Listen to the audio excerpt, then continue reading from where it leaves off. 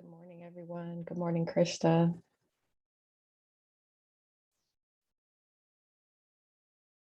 Good morning, guys. How are you today?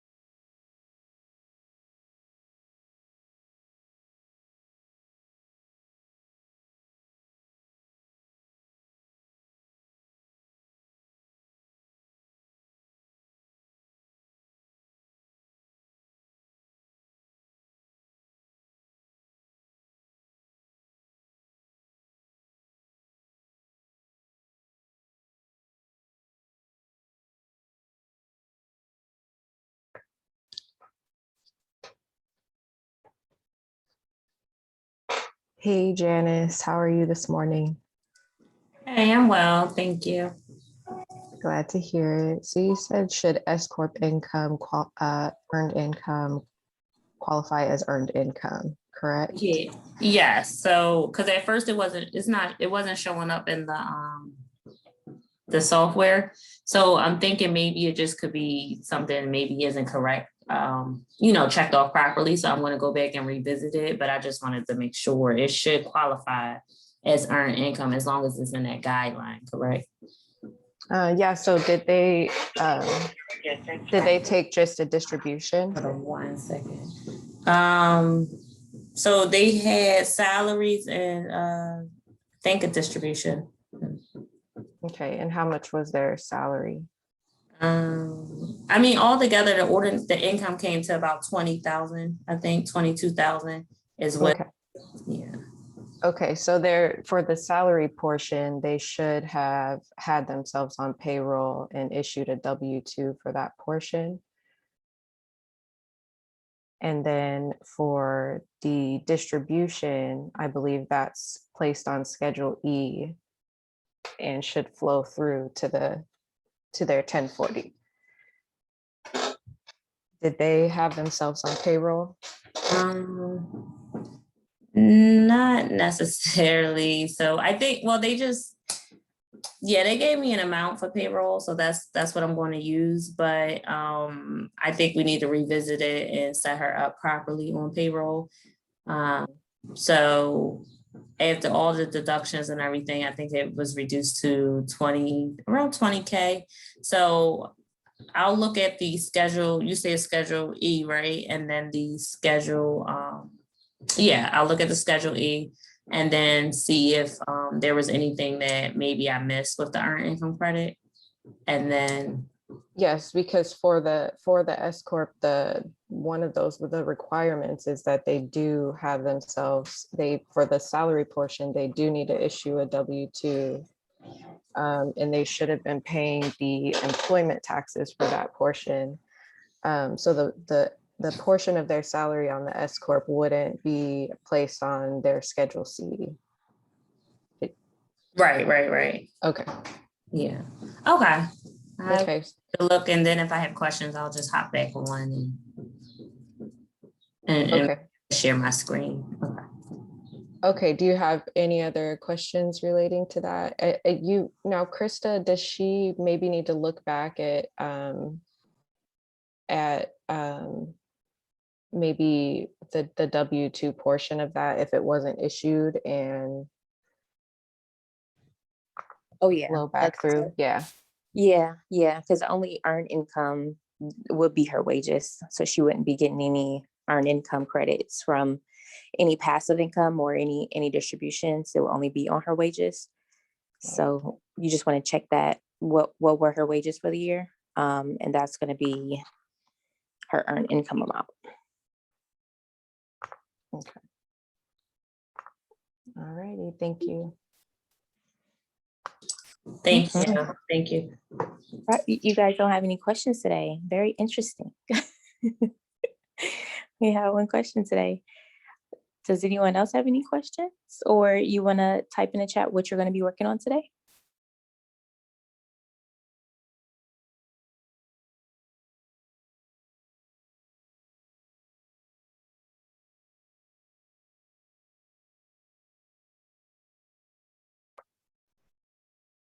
I know I have a business plan that a deadline is coming up to, so I'm going to be crunching that out today.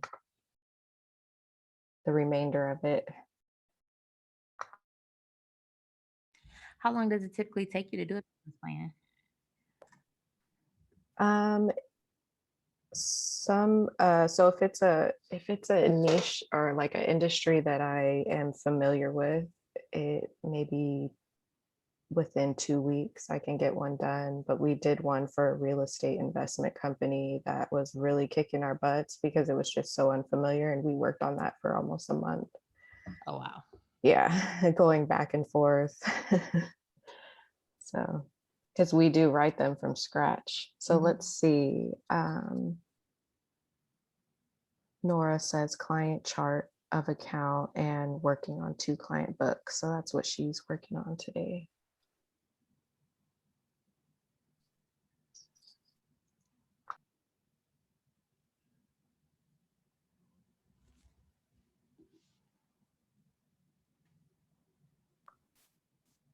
All right, let's see. Derek, clean up today, review a module, work on LinkedIn profile. Nice, Derek. What module are you in?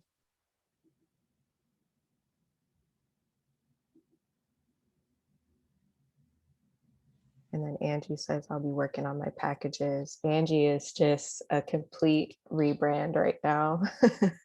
Congrats, Angie.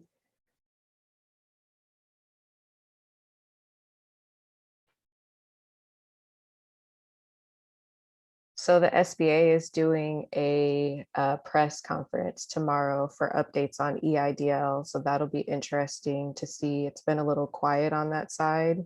Everything's been on PPP. So I'm curious to see what updates they have. Oh, sweet. What time is that? Let's see. I posted it in the group. Okay. Yeah. And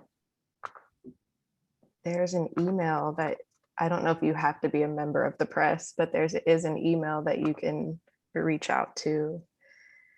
I looked To at be the link. included. I'm sorry. Oh yeah, go ahead.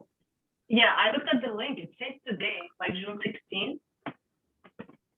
Oh yeah, it is the 16th. Oh, I was thinking Oh, today's it's the today. 15th. Yeah, so it's today. Oh, good. So that'll be, I'm looking forward to seeing what comes out of that. I think the conference is for press only, but I'm just looking forward to getting some updates. It's been really quiet. It has. Do you guys have a lot of clients that are still waiting on EIDL?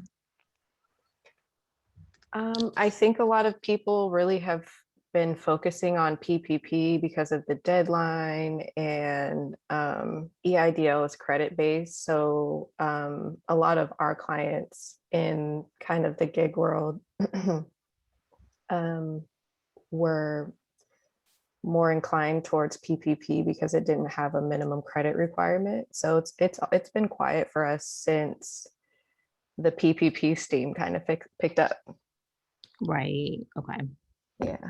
So let's see, Angie. So Diane is working on her BAM. So Diane, if you'd like to, you should comment and check out the BAM challenge that's going on this week too. Because there's a few examples of BAMs on there and some other people working on the same. Okay, nice. Derek's on the module for LinkedIn profile setup. So he's watching and implementing, watching, implementing. Way to do it. Yeah, also waiting for a date for my second strategy session.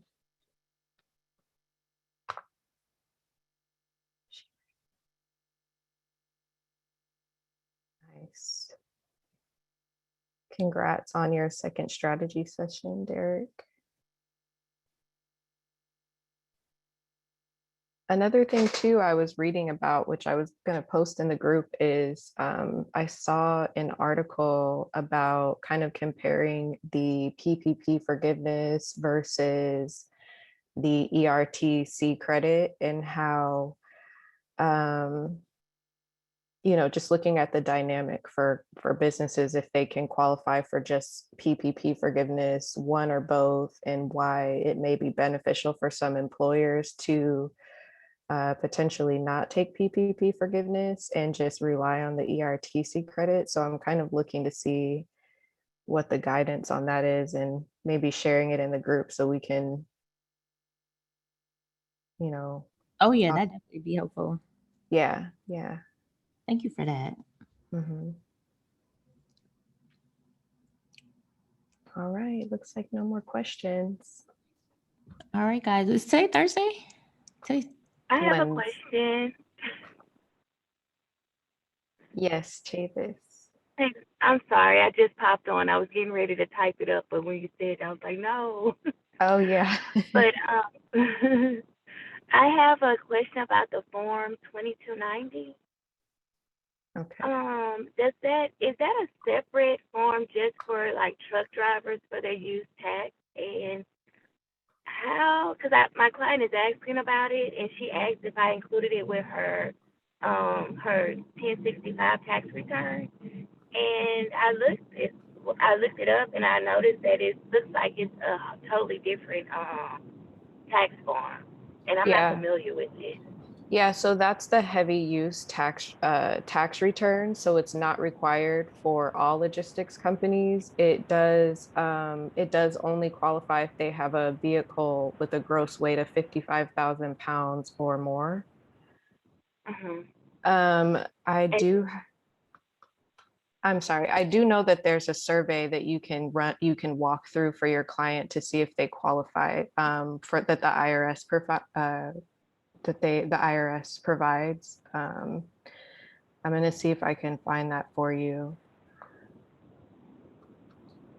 okay, because I'm sure that she does qualify because someone was asking her for it. I forgot what she's trying to get, but she's trying to do something, and they were asking her for it, and that's why she was looking for it through the on her tax with her tax information. Okay, and what type of vehicle does she drive? Is it a semi or? It is, yes. It's like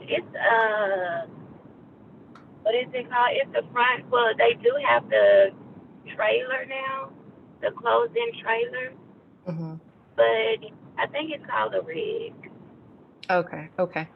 All right, so I did post the link there on the IRS website about the Form 2290, and I'll just read you out a few of the qualifications. So it does say they have to figure and pay the tax due on highway motor vehicles used during the period with taxable gross weight of 55,000 pounds or more, or figure and pay the tax on a vehicle for which you completed a suspension statement on another Form 2290 if the vehicle later exceeded the mileage use limit during the period.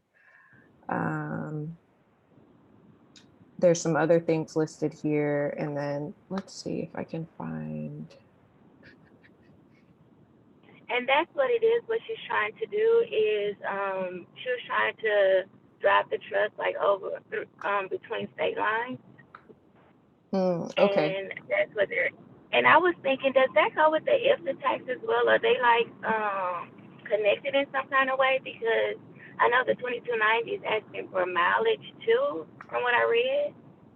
Yeah, so does she have a Bach 3 also for insurance? Because that's another requirement. So she's gonna need to be current on, if the heavy use tax applies, she's gonna need to be current on that.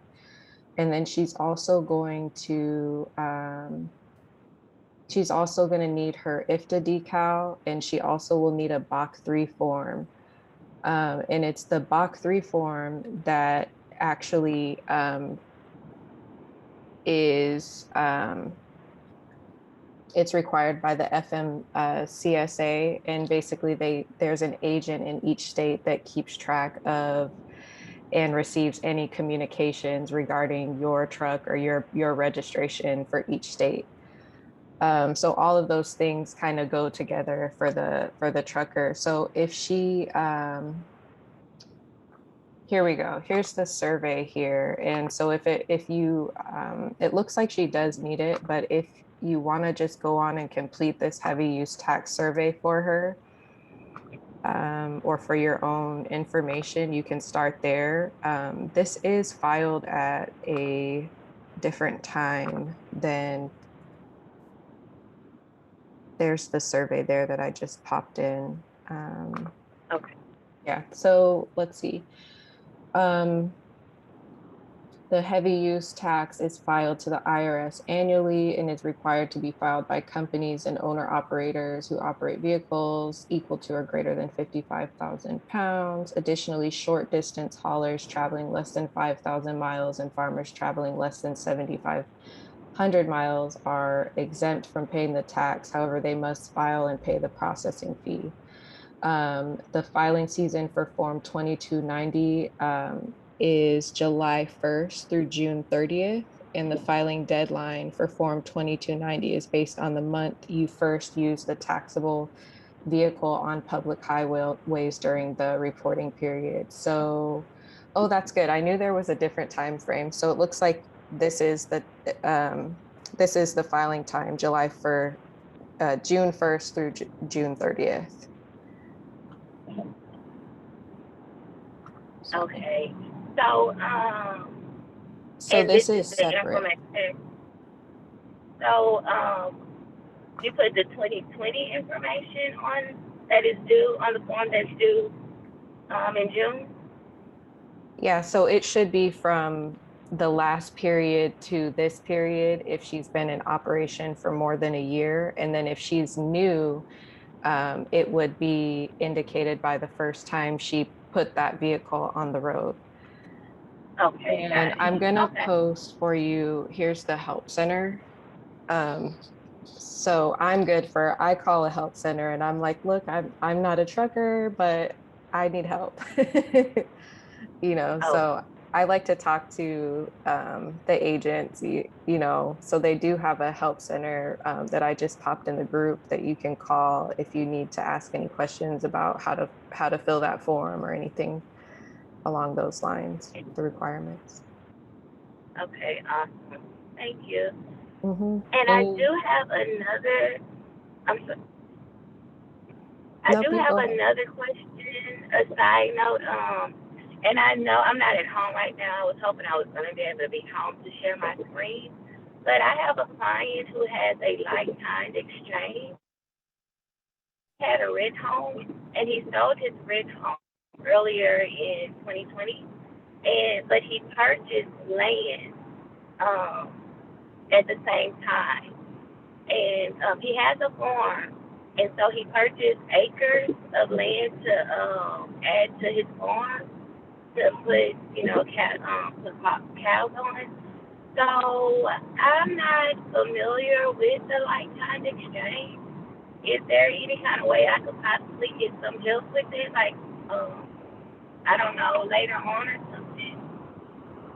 Mm-hmm. Is it, you said lifetime exchange? Lifetime. Like, It's like a, I think it's 1031 like kind exchange. Oh, so he sold the property and then bought land and he wants to see if that tax exemption can apply for him? Right, correct. Okay, all right, let's see. And I believe it does. I believe it does apply. So my problem is that I just don't know how to complete the form. Like I went in there and I was trying to complete it yesterday, and I was doing a little bit of research on it last night trying to complete it, but I was getting a little confused. So Okay, if there's anyone on the group that may want to jump in that has familiar with completing the form, that'd be great.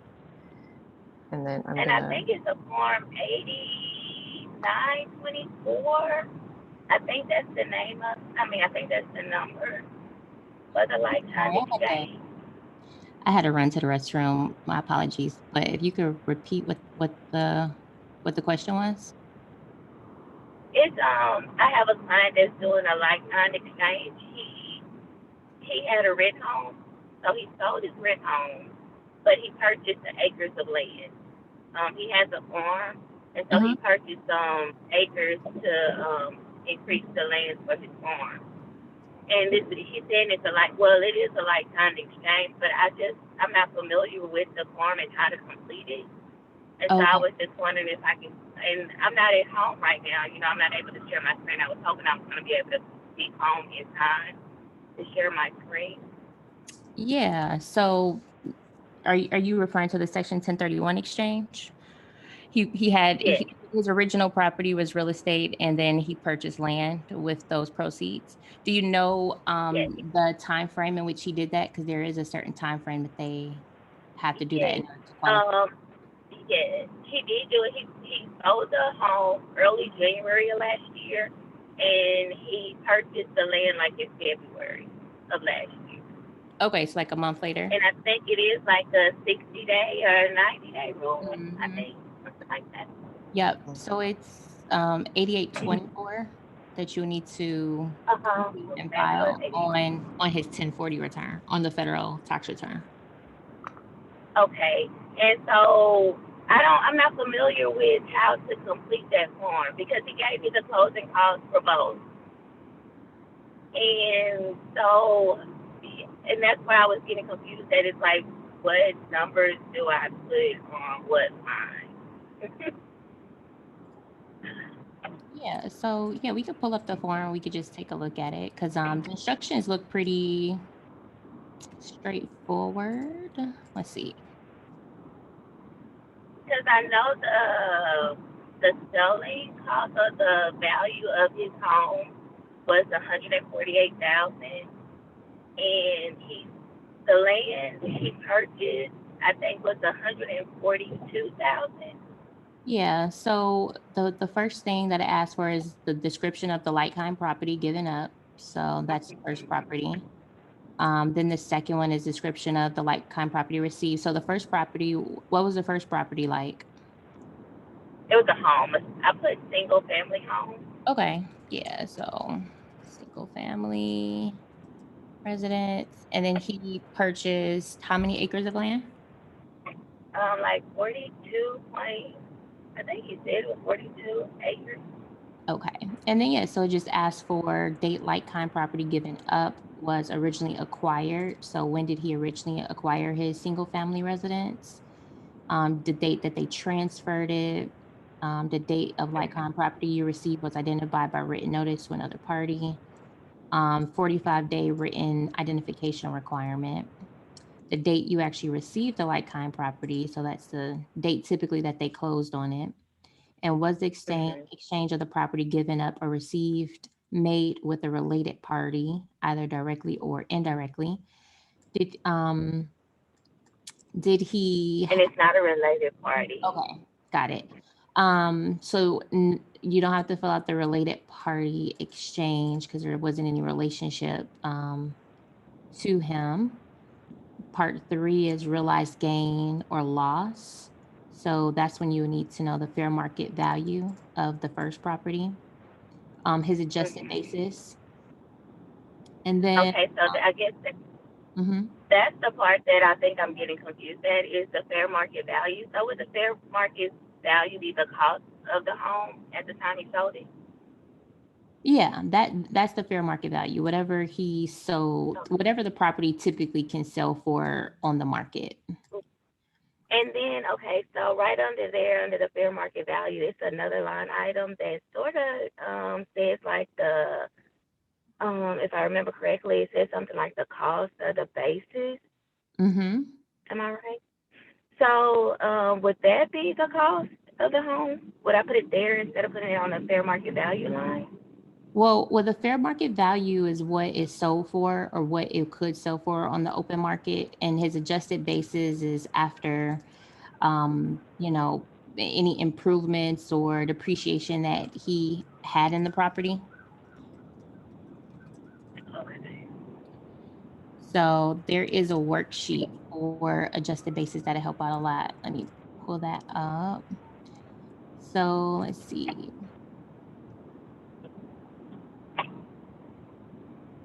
So it says your adjusted basis is generally your cost in acquiring your home plus the cost of any capital improvements you made, less any casualty loss amounts and other decreases. So, you know, whatever he purchased the home for plus any improvements that he's done over the years could be his adjusted basis. And okay, so let's go back to that form. And then the Diane says you can probably check out the appraisal too for fair market value. okay. Oh, great. Thank And you. Like how much is that? yeah, and then the gain or loss recognized on other property given up, you'll put that in. Cash received, F&B of other property received plus net liabilities assumed by other party by any exchange expenses you incurred. So what is the fair market value of the other property less any like closing costs and things like that to the amount. Okay. So if he purchased the property for 100,000, or okay, so this one is actually cash received. So if he was supposed to receive 100,000, but he only received 90 because of any closing costs, you will put the total amount, the 100,000.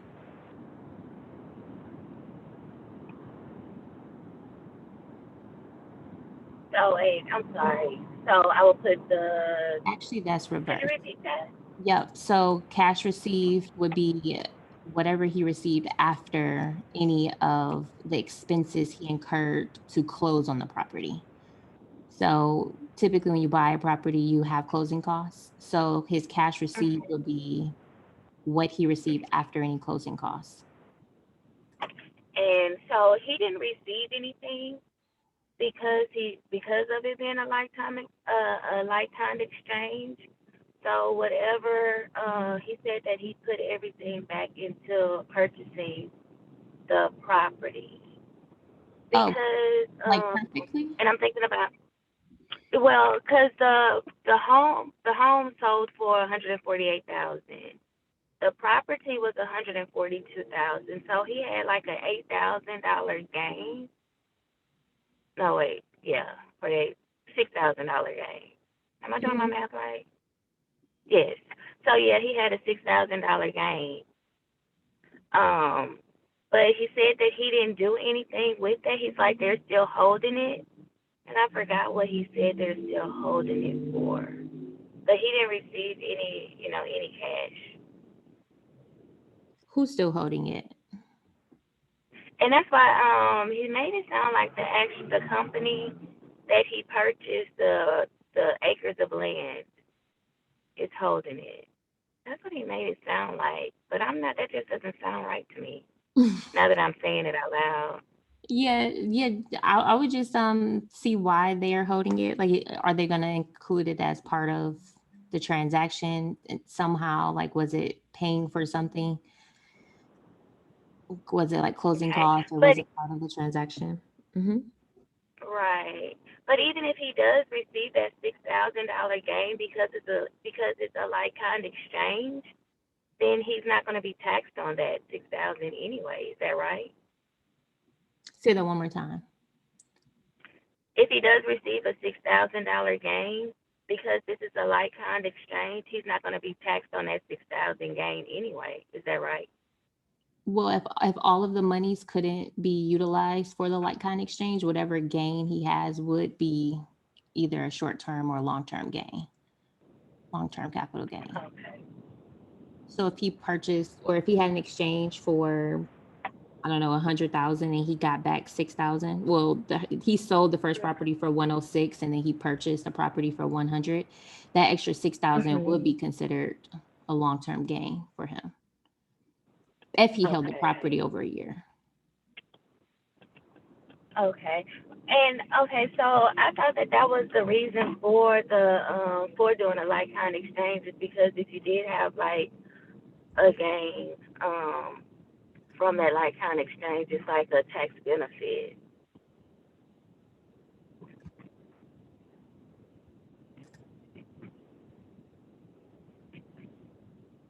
Do you know in what way it would be a tax benefit?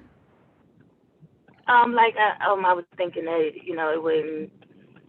No, I don't. No. So let's see, it says basis of divested property, and then 32 is realized gain. Subtract line 31 from line 30.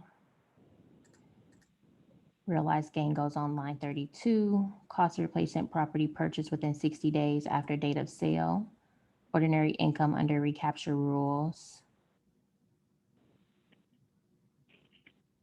So it looks like that realized gain is going to flow to as ordinary income. Let's see, let's look at form 4797. Mhm.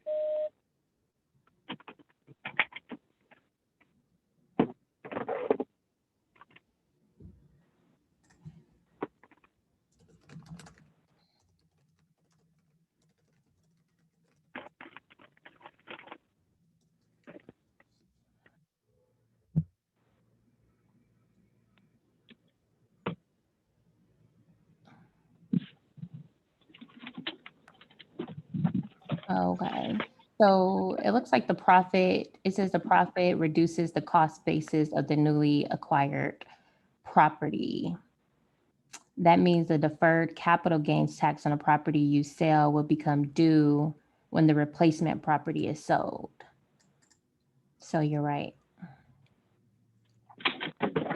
It's deferred. Whatever gain they have is deferred when they sell that replacement property. So if he ever sells the acres, that's when he'll realize the gain. Okay.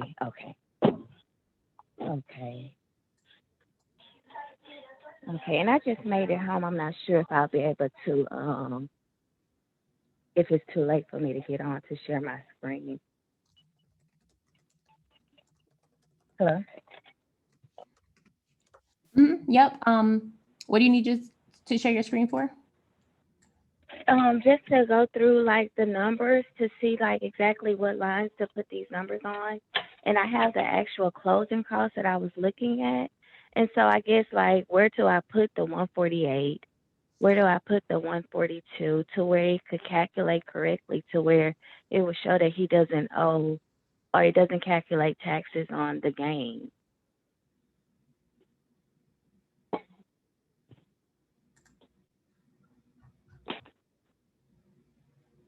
All You right. still there? Yep, I'm here. I was just typing Oh, okay. those links in the chat just so we can have a record for it. Okay. But if not, I will still just go and based off the information that you gave me, I'll just get on there and try to do it and then I don't know. Are you at your computer? Yeah, I just got on. Okay. All right. So I don't know if while you said you were moving around, Krista had the form up on her screen, screen sharing and was kind of typing in your info. Yeah, she can so, share. Oh, yeah. Yeah, you can share share this. I just stopped my screen share. Okay, good too. I have to log in from this computer, I believe. I'm sorry. And then I will message you since I know you didn't see like the helpline and the survey link. Now I did get that because as I did see that and I clicked on it. I didn't know Crystal was. I don't know. I had it on. I think I still had it on the chat part. Okay. This meeting is being recorded. Let me.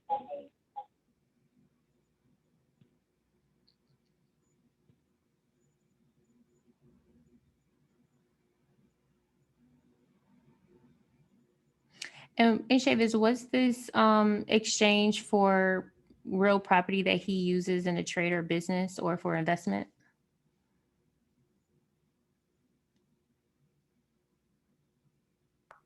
She did say that he has animals on the land that he Okay. Yeah, it is a business, both of them. Okay, perfect. I'm just reading the instructions right now, just going through everything while you're pulling up your screen. And it was saying that after 2017, Section 1031, like kind exchange treatment applies only to exchange of real property held for a use in a trade or business or for investment, other than real property held primarily for sale. It says before the law changed, Section 1031 also applied to certain exchanges of personal or intangible property.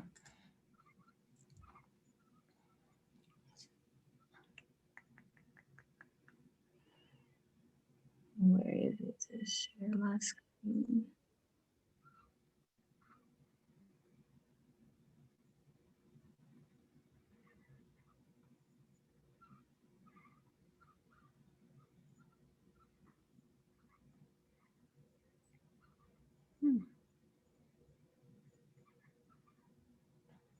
You can use this, you can use 8824. This is a lot of federal government and judicial officers use 8824 to defer gain on conflict of interest sales, such as Justice of Supreme Courts, United States Courts of Appeals, Tax Court. So that's interesting. is that disturbing also, Krista? Yeah. That's definitely. You know, the tax law, those created. So of course they're gonna put in stuff that's beneficial to them. Like, yeah, you know what? Let's use this for also for us judges and Mhm. and federal government agents. Okay, so this is your 8824. Okay. Let's start from the top to the bottom, just to make sure we fill out everything correctly. Okay. So single family farmland, boom, date, like, kind, bam, 1313.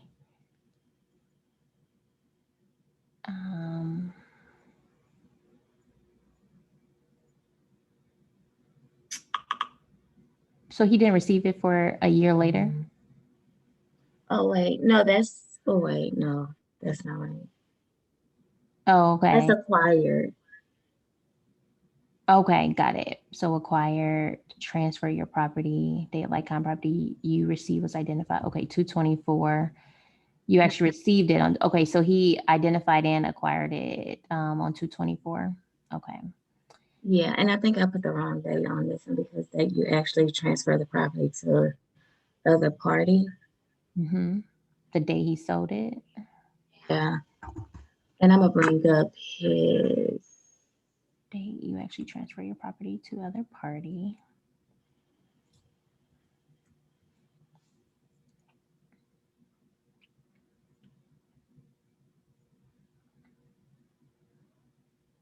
I'm gonna bring up the closing costs as well.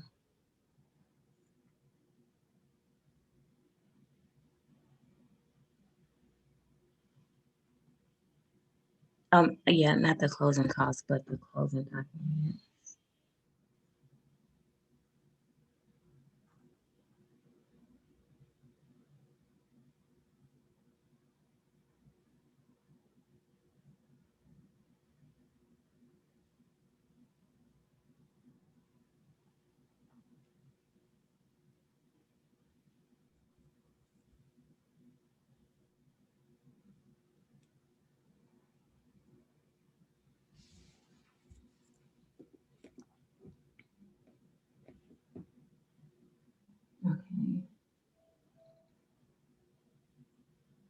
So this right here is, and it issued.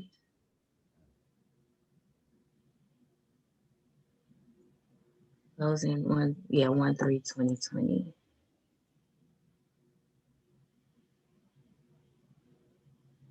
And I know it was acquired in 2018. I might have to change that once I find that information, Okay. because I put that in wrong. All right. And then related party, you can pass that information. Realized gain or loss.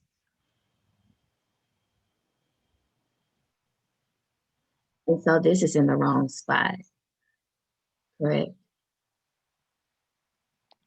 So it says complete lines 12 through 14 only if you gave up property that was not like kind. So yeah, we need to take that away. And go to line 15.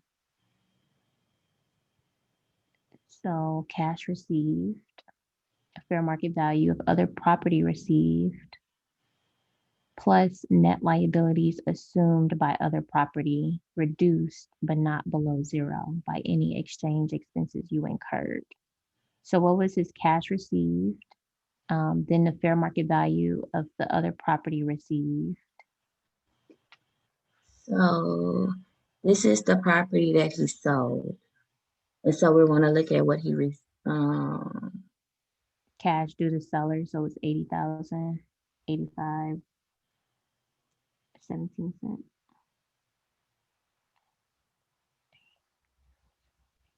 so that's got the 80, 85.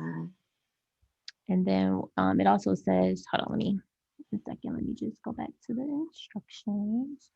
Okay, so it says line 15, include on line 15 the sum of any cash paid to you by the other party, the fair market value of other not like kind property you received, if any, and net liabilities assumed by the other party, the excess of any of liabilities, including mortgages.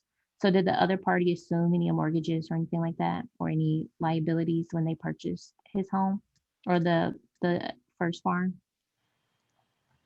No, I don't think so. Here's the information for the farm. This is the closing for the farm, Let me go for the acres of land.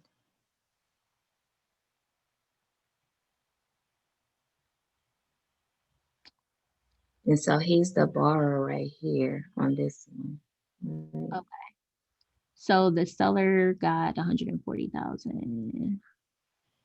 He paid gross amount from the buyer. He paid 145,221. 140 on line 120. Line 120. Gross amount due from buyer 145,221.87. Is that how much he paid for the acres?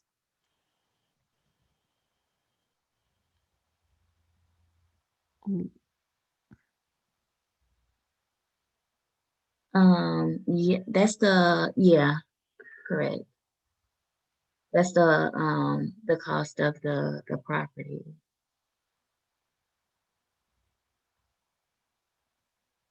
Yes, I think that's right.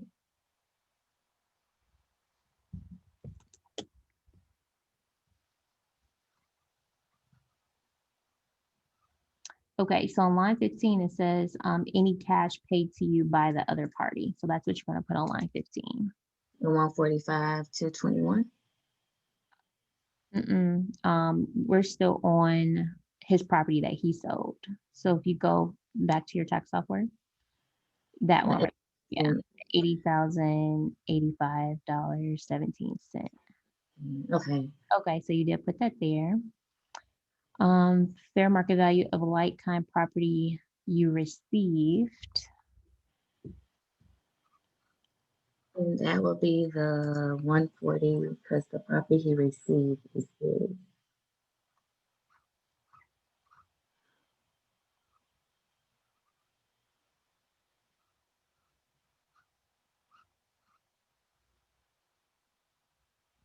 Oh, they just skipped line 16 in the instructions. Yeah, it's line 15 and then it goes straight to line 18. Okay, so fair market value of the property received, was that the question on line 16? Yeah, I think so. A fair market value like of the like-kind property received. Okay, so what was the fair market value? And I was thinking that it was, 145, 221, 87, or contract sales price, 142, 080, 87. And that's the F and B. That's how much they were in agreement with before. uh,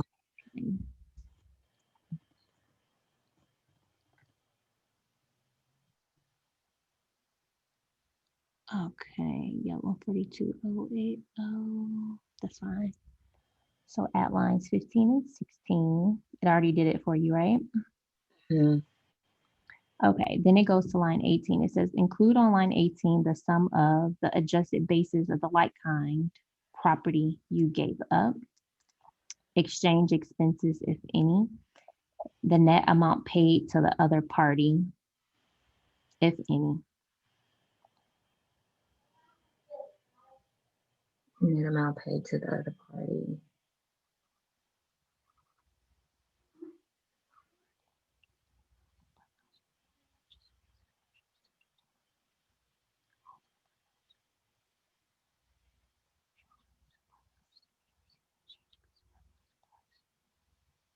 Wait a minute, Taylor, I'm gonna call, okay?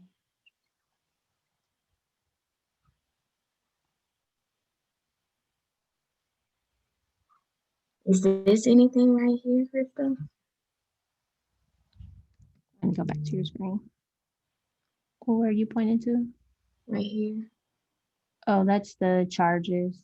That's the like the county taxes and Oh, okay. that he had to pay.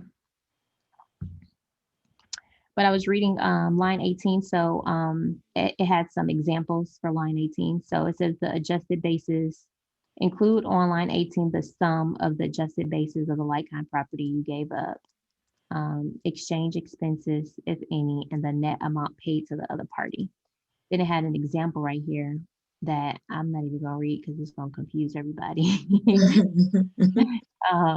But pretty much it says you would enter on line 15 only the cash received from B, which is the person that's selling it. So it says A enters on line 15 only the cash received from B. So let me go back to your screen. So can you go back to your tax software? So let's see. Adjusted basis of like kind property you gave up. So this total amount, how much was the total amount of his farm residence? The home, the rent home? The first home.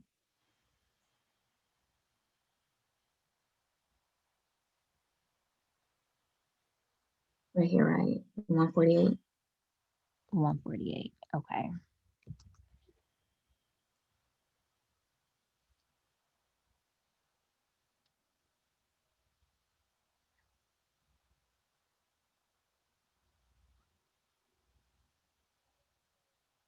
I'm just finished reading the rest of these instructions.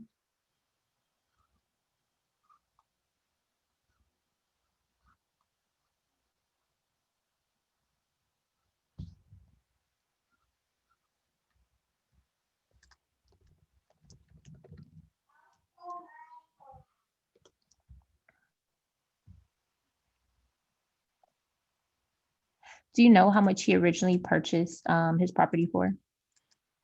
The first property? I'm not sure if we have that information. Let me check and see. I know we had the 1098 for that property. Because that's really the only way to his adjusted basis is after his initial cost, any increases or decreases to the value of the property.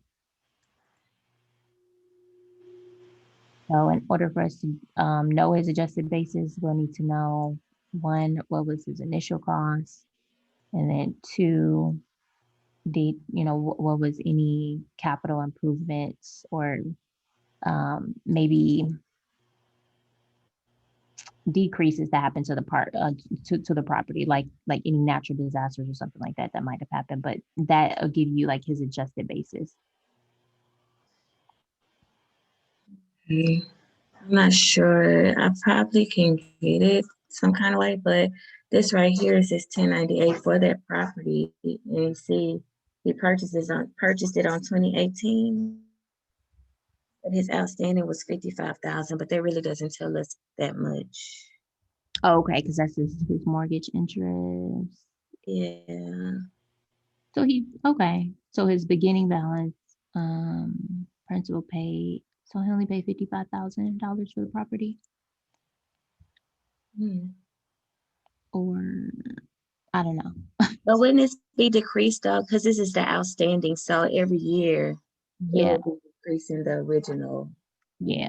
So that's what that line is though. His adjusted basis that he gave up. So how much did he actually pay for that property? Okay, so right And here, then, how much he paid for it. and then that from there we can figure out the realized gain or loss once you know his adjusted basis on line 18. Line 19 is realized gain or loss. So you're going to subtract line 18 from 17, Hmm. and that is his gain or loss. So right now it's saying that his gain is 222,000 because we don't have a number on line 18, like how much he actually purchased the property for, or his adjusted basis rather. But once you do, you will have a more accurate realized gain or loss that'd be added to the basis of the second property. Okay, let me show you this because I don't even know if this was done correctly, but this is the home right here that we depreciated. But it's showing that his basis on that home was 70,000. And that just didn't look right to me. Did you do his taxes or is this from someone else? No, I did his we're doing it right now. Where And did we did do it. We did do it last year. Mhm. Where did the 70,000 come from? That's what I need to go back and see. I didn't go back to the previous years to see if we got that from a previous return and just went off of his a previous return that he gave us, or if we actually did the first one. Okay. So I have to go back and look at the history. Okay. So yeah, so once if you go back to the 8824, you're pretty much almost done with this. Good. Yeah, you're pretty much almost done with this. You just need his adjusted basis on line 18. And then your tax software is going to calculate the realized gain or loss. And then that's going to flow through to this next property. It's going to be added as basis to the next property. So he won't be taxed on it. So if I did just put like the 70,000 Just for, if that was the cost basis, because that would be what it, if that was correct, that was on the depreciation schedule, this is what it would be, correct? mm-hmm. Okay. Yeah. And so that means that this will be complete. That's all I would need. All right. So then you have 20 into the smaller line 15, but not listed 0. Okay, so you got 80,000. Ordinary income under recapture rules, subtract line 21 from line 20, which is 80,000. Report the gain or loss in the same manner as if the exchange had been a sale. If gain or loss on line 22 is subject to 28% tax rate, then check here. Okay, and then 23 recognized gain is 80,000. Deferred gain is if a related party exchange. Subtract line 23 from 19 if related party exchange. Basis of like-kind property received. 70,000. So let me go back to my handy dandy instructions. All right, so it says, and which line are we looking at, Chavis? We are looking at 23. Okay. So report any gain from the exchange of property used in trade or business. If line 19 is a loss, entered it on line 24. Otherwise, subtract the amount on line 23 from the amount for exchange related parties. See instructions. For line 7, the amount of on line 25 is your basis in the like-kind property you received in the exchange. Your basis in other property received in exchange, if any. It's its fair market value. And then it says, what we don't have to do. Okay. All right, and then scroll down just a little bit more. Was that, oh, that's the conflict of interest sales that I was telling you guys that government officials can use this form for. Okay, so go ahead and refresh and review, or save and review. Yeah, I'm gonna have to, because we did an extension for it and I haven't taken it out, so it's not gonna calculate anything. Oh, okay. Well, because at this point, I just want to see where his numbers are, and if we have any errors. So right here, you mean? Perform review? Is everything else entered in on this return, or do you still need to? I mean, I know you No. have to go back and change some things, but Yeah, everything else is, oh wait, I thought 2210.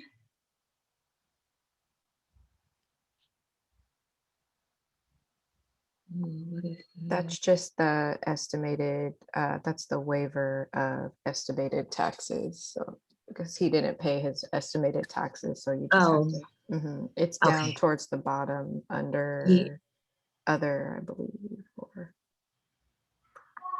I know what you're talking, I know what you're referring to. Yeah, Yeah. go in there and we complete that. Okay, so that has nothing to do with the 8824. Mhm. Let's see. Mm, what's your warning messages? Yeah, he was the one with the 89E as well that I asked about yesterday. He had everything up Yes. there. What's your info? What does that say? I'm just curious what your info says. No, yeah, he doesn't get any Okay. from credit. Okay, got it. So yeah, so with the 8824, like you stated earlier, and what I've confirmed was any gain would be added to the basis of the second property, and it wouldn't be any capital gains on that until he actually sold the second property. Okay, but it looks like it's still taxing him on this. Pull up the 1040 returns. Let's just go through to see where the tax is coming from.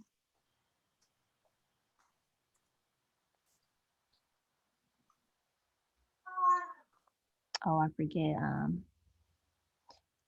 Oh, you want me to do the form view? Yeah, form view.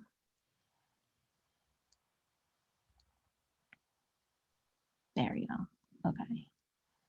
All right. So claiming his daughters. He had pension and annuities of 84. Taxable amount was 28. He had 120,000 from wages, salaries. Mm-hmm. Okay. So 80,000. Okay, yeah. So attached Schedule D if required. So that was the other thing. So it was saying that if it was going to go over, there's an additional form that we have to fill out too. And I think it was 4797. And I thought I did have that one of the. I think I typed it in the chat. Yep. So you need to populate 4797. Is it up? Okay. Yeah. Just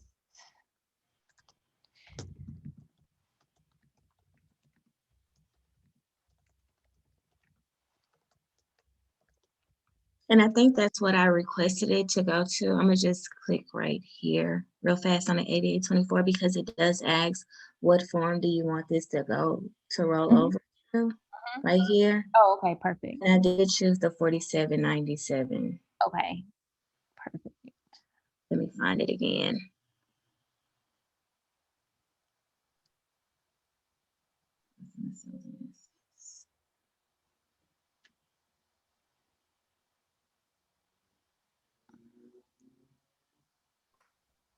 Okay, so it flowed through. That's what I see. Top to bottom. Enter the gross proceeds from sales or exchanges reported to you. He didn't get a 1099 B or S, did he? No, he didn't. Okay, so they did transfer the gain from a like-kind exchange from 8824, 80,000. Scroll down. Okay, combined lines, 80,000. Report the gain or loss following. Scroll down a little bit more. Okay, non-recaptured net section 1231. Losses, subtract line 8 from line 7 is 0. Let me just pull up the instructions really quick.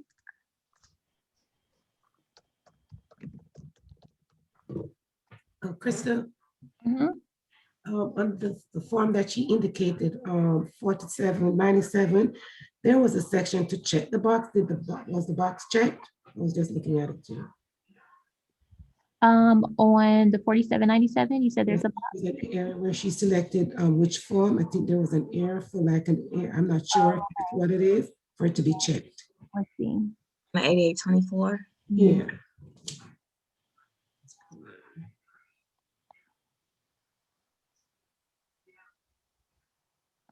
Okay, do we need to check this box right here?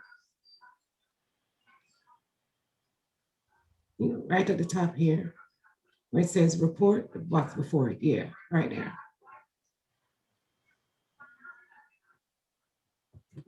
Grayed out. It says report the gain or loss in the same manner as if the exchange had been a sale. So this box right here, that is, do we need to check this box here that's in front of the word report? Yeah, that's what I'm trying to Oh, okay. read to see. The thing that it says if gain.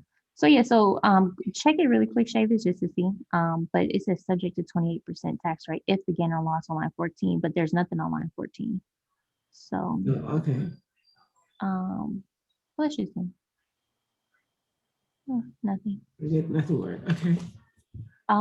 So I wanted to just pull up the instructions for 4797 really quick, make sure that we are putting the check in. You know, it's always that one little box that you got to check. That's like a game changer, you know, like it's that one box.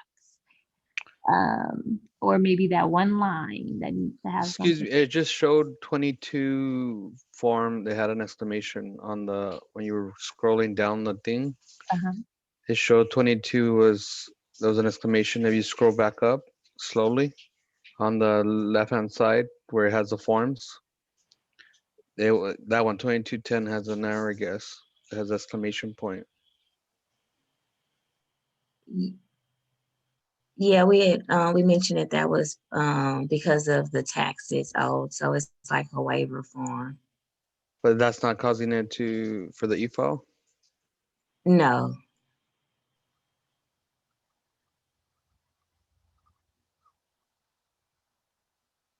Okay, so looking at this and disposition of depreciable property, I'm almost there. Partial disposition of makers, rollover, exclusion of gain from qualified Canadian assets. Okay, well, here's specific instructions for the 4797, just to make sure we got everything for that. So it says to show losses in closed figures if you depose the property. Okay, disposition by a partnership. No, we don't want that one. All right, internal line 1, the total gross proceeds from sales or exchanges. Section 1230. One transactions. Okay, seller exchanges a road depreciable property used in trade or business and held for more than 1 year. Seller exchanges, and then it says transaction which 1231 does not apply. Okay.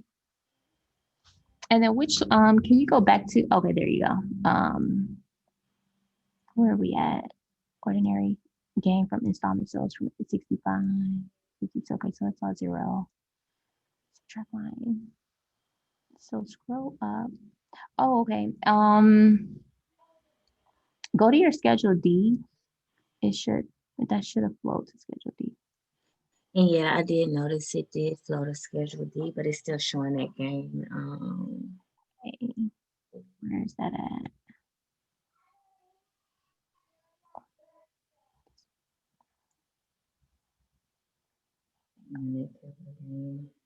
Okay, scroll down.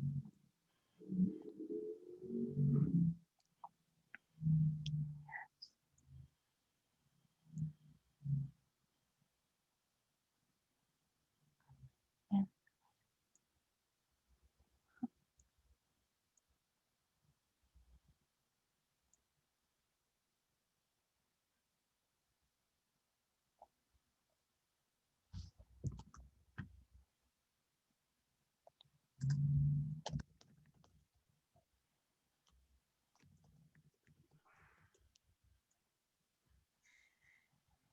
Okay, give me 1 second.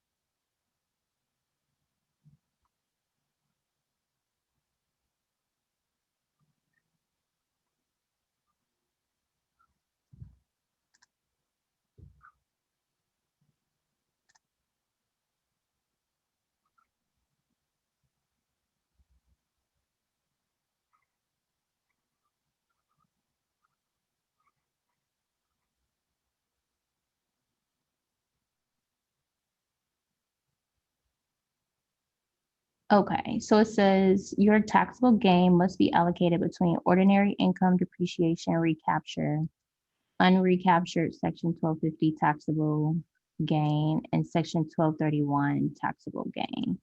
So when we go to the 4797, can you look to see that it is reporting for section 1231?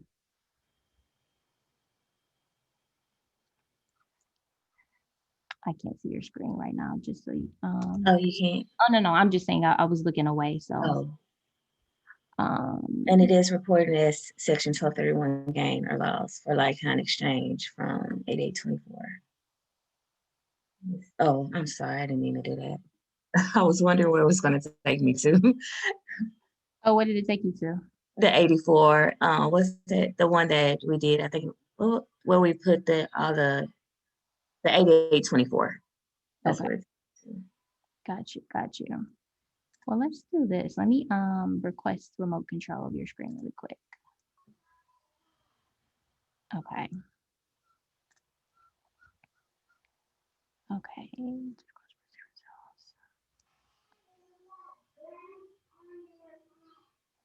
So let's go back to our 8824.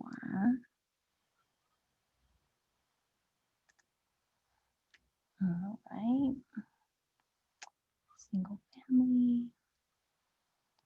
Data like property given up was originally acquired.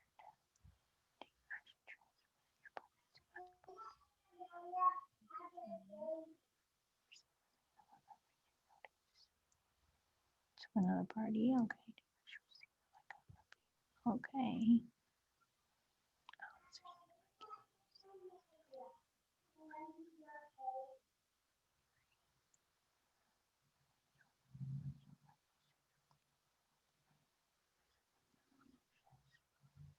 Okay. During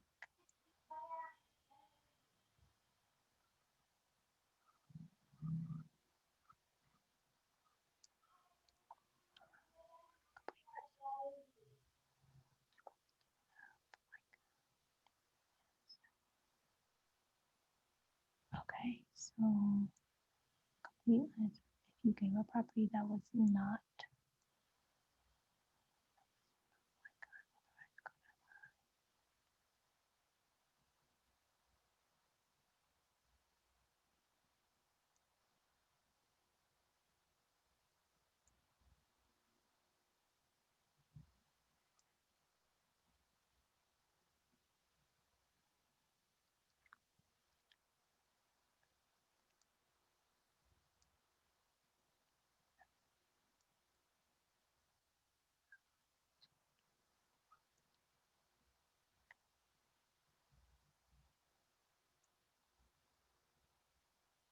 One more question here, Krista, regarding the short term, did the system automatically populate the word short term in there?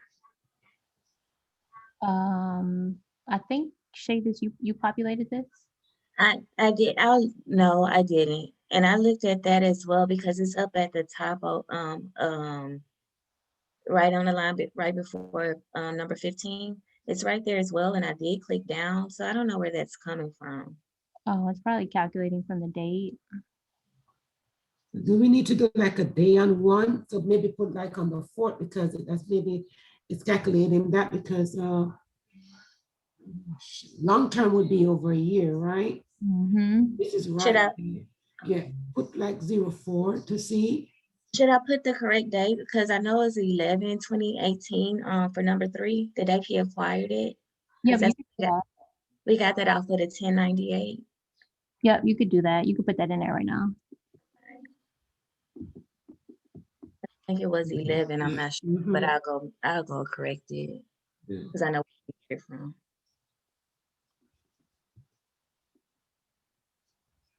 Okay. And just refresh. Let's see. Change. I'm sorry. Let's- Yep, it did change it to long term. Perfect. Yeah. Okay, recognize gain, 80,000 deferred gain or loss. 2 basis of like-kind property received, 70.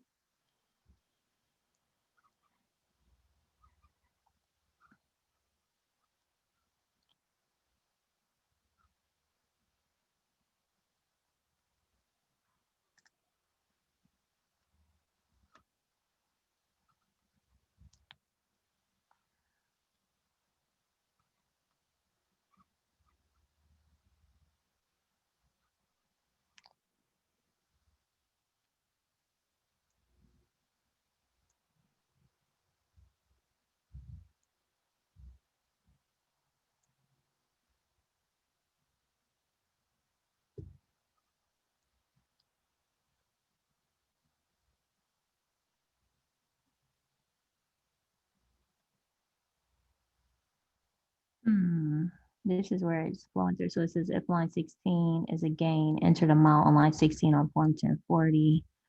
Line 7, then go to line 17 below. Our lines 15 and 16 both gains. So 15, 16. If you're required, okay.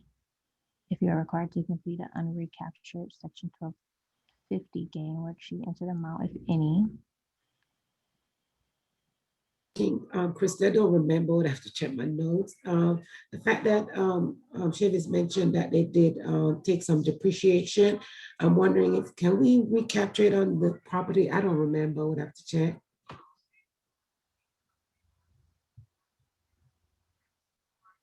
Yeah, you definitely could recapture the depreciation.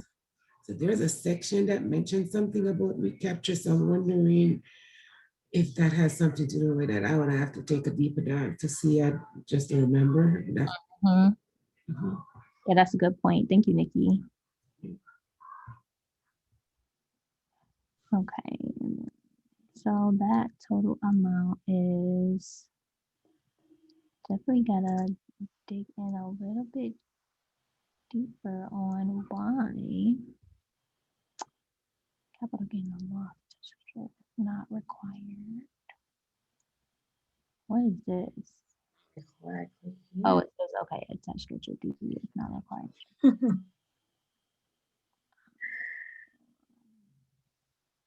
Um,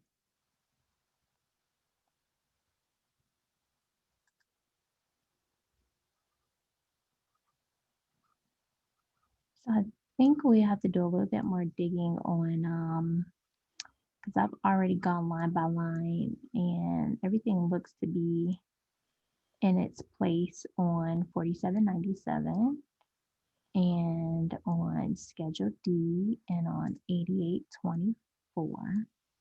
But there's something that is missing that needs to be checked to make that flow through to the adjusted basis for the property that he purchased. So actually, now that I'm talking it out. So we, because when you first mentioned it, based on the research that I put up, whatever the gain is should go to the adjusted basis of the new property. So it shouldn't be taxed. But either that'd actually be a combination of both. Digging a little bit deeper on, is there any limitations on the gains that can flow through to the adjusted basis? And then what exactly needs to be checked in order to flow it to the adjusted basis of the next property? So I wonder, do we manually need to put it in, or you know what I'm saying? So I just need to do a little bit more digging on if it's something that needs to be manually put in to the new property adjusted basis, so that the 80,000, and then if we do manually put it, like, how do we Where do we put it at? right. So yeah, so I think we're like probably 90% there, just that 10% of where this additional gain should go to flow through to the adjusted basis of the new property is just the last question. So I think we can do a little research today, and then we can come back tomorrow morning and finish it out. I'm sure if we, you, Shavis, and me and Brittany, we can do some research and see like where exactly does this flow through to the adjusted basis, the 80,000. Okay. And that's So, line. so basically what you're saying is like on the line 18, that should be adjusted some more, some kind of way. Well, what Nikki was saying, well, one, we do need to know his like corrected adjusted basis for his property, like how much he paid minus any increase The in depreciation. Yeah, but to get was her point that she was saying that you could do a depreciation recapture as well. So I'll pull that up too. I wrote that down too as a line item to come back to. But right now the question is, when there is a gain, do we increase the adjusted basis of the next property so we can defer that gain? And if so, what box do we need to check, or exactly how?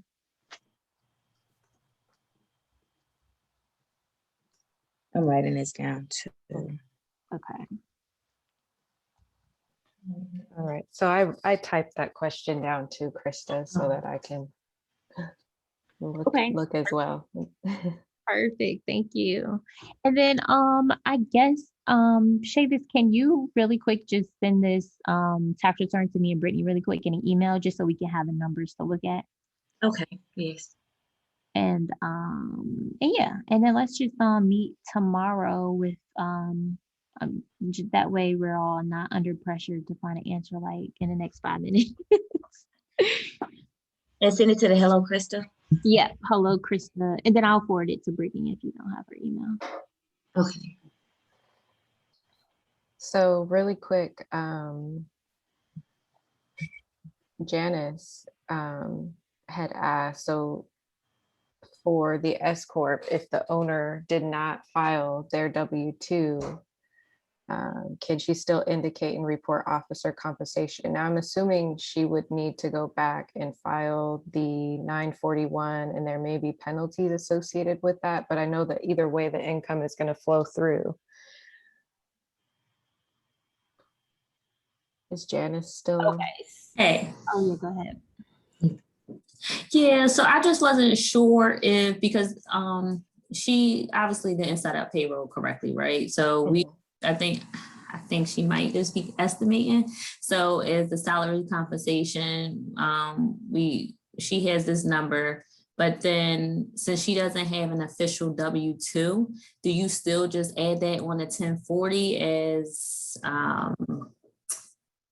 it wouldn't be K1 income, right? It would be the salary portion for the S Corp should be indicated under wages and salaries, treated as wages. And so right.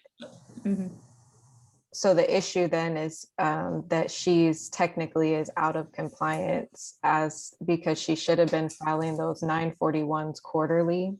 And so I'm just curious if you actually have to go back and file those, and she'll have to kind of take the hit on those penalties, because one of the benefits is that the W-2 salary portion is a deduction to her business, but she has to have that compliance in line in order to get that benefit. And so she has to take the W-2 salary in order to be able to take disbursements.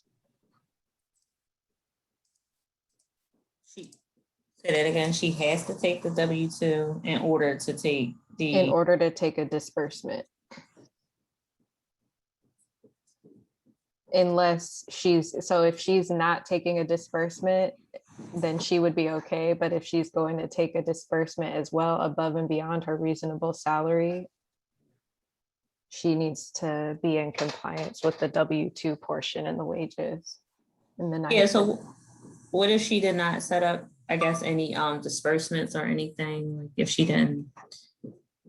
So Krista, I just want to make sure that would Janice need to go ahead and go back and file those 941s and calculate the penalties first, issue the W-2 and then proceed, or anybody else on the line can jump in too?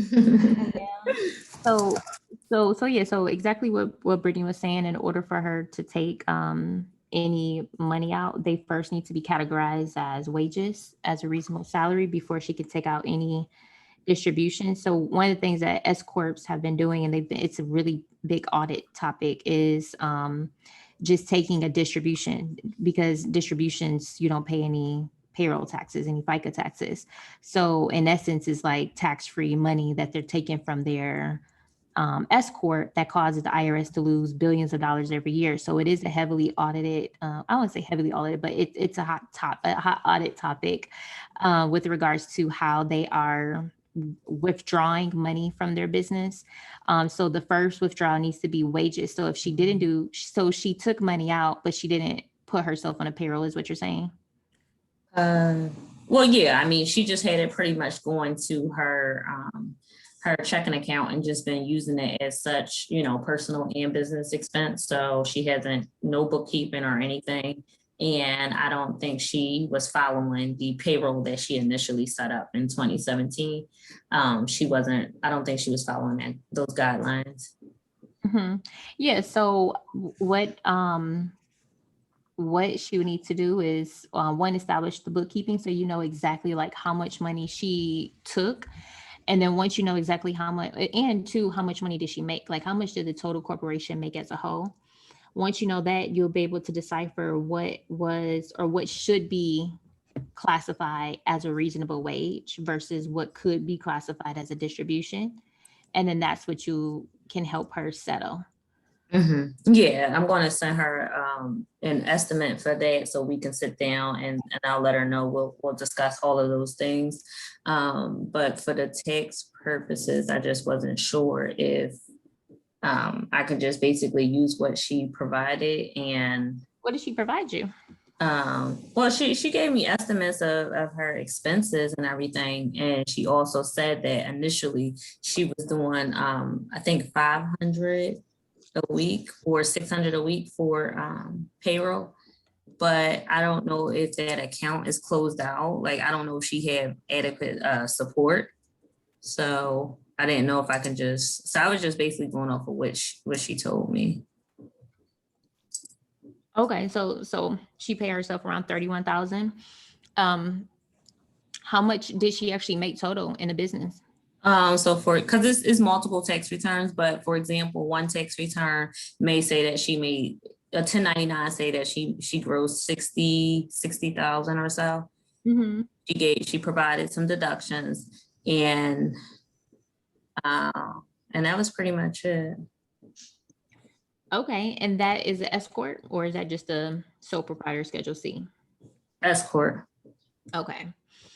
So and of that 60,000, she said she was paying herself $600 a week, which is about 31,200 a year. Oh, well, actually, so initially she said she was doing $500 bi-weekly, which I know is through ADP. But I don't know how long she continued this on. It was from 2018. Like, I don't know if she did this all for 2018 and 2019. I guess I can ask her that question, but that's what she said was she was doing back then in 2018, like $500 bi-weekly, which I feel like that certainly should change. $500 bi-weekly is not adequate. Right. So, what was, because I want to make sure I answer your question very thoroughly. What's the actual question? So I mean, I know you guys are past the time, so I could certainly share it tomorrow. This Go ahead. No, I'm good. In the screen and everything, but it's just pretty much. So what I did was I took an amount, right, estimated off of what she gave me, and salaries and compensation, but in the tax return, she's actually getting a refund about, let's say, $300 or so, right? But I'm just thinking that doesn't make sense because it's not, I don't think that I'm reflecting that she didn't pay taxes on that W-2. Because if we couldn't pull that in as actual W-2 wages, then she should definitely be owing at this point because she didn't pay any taxes on anything, right? So. How much money did she take in 2020? So for example, okay, hold on one second.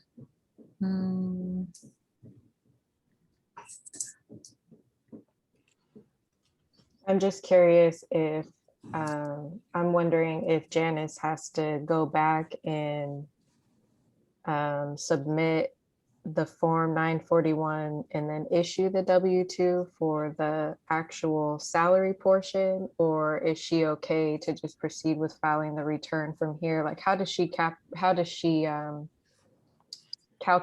the taxes that weren't paid on that payroll? Right. Yeah. Or the S corp. Mm-hmm.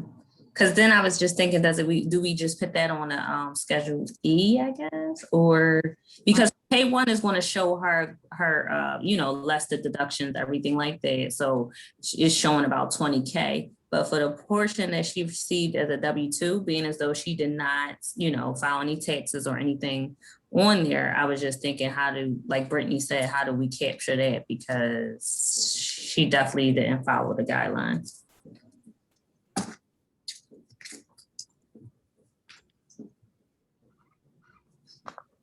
And so So the IRS, they want their 15.3%, and that's pretty much what she is not paying right now by not having filed her actual payroll.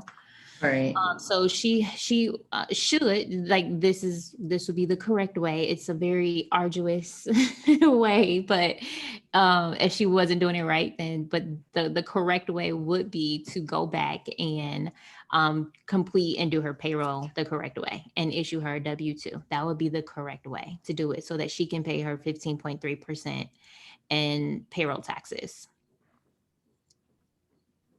If not, what could happen is if she's ever audited for Good this. morning.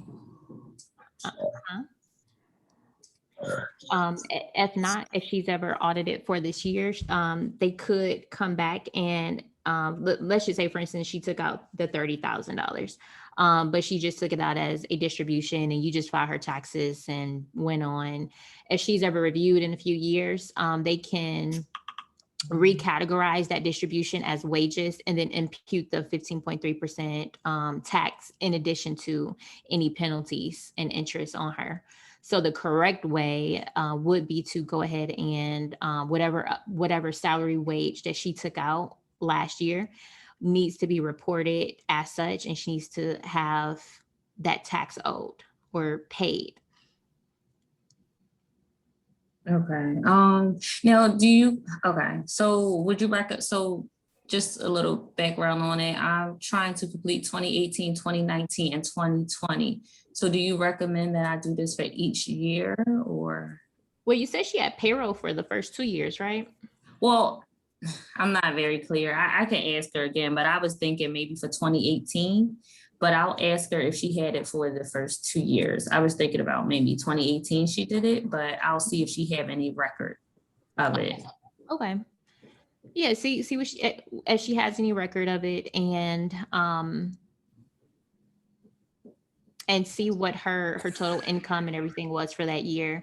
And just let her know what her responsibilities are as an S Corp, and as those years that she was an S Corp, what she should have been doing. Make notes in your file, and then let her know what her options are, which is, her requirements were to pay the 15.3% tax. And if she's ever reviewed that, they can impute that, they can recategorize any distribution that she took out. Okay. Okay.